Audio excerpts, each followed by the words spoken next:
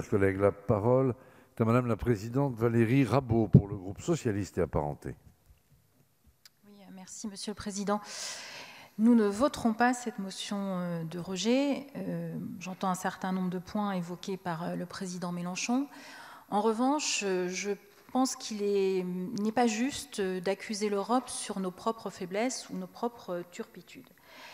La Banque centrale européenne a un total de bilan qui fait quasiment la moitié du PIB de l'Union européenne, c'est-à-dire de toutes nos économies, de toute la richesse que chaque année nous produisons.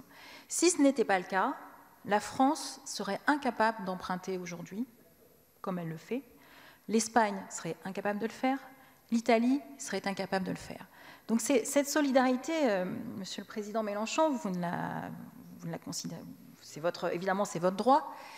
Cette solidarité, elle est peut-être invisible, mais elle existe quand même.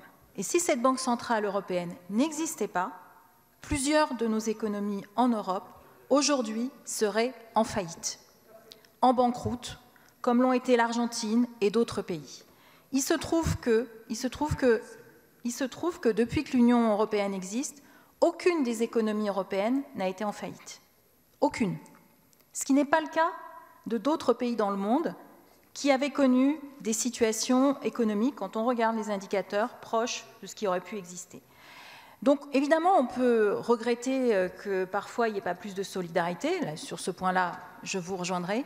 Mais dire qu'il n'y en aurait pas et dire que ce ne serait pas un acteur extrêmement important me paraît faux.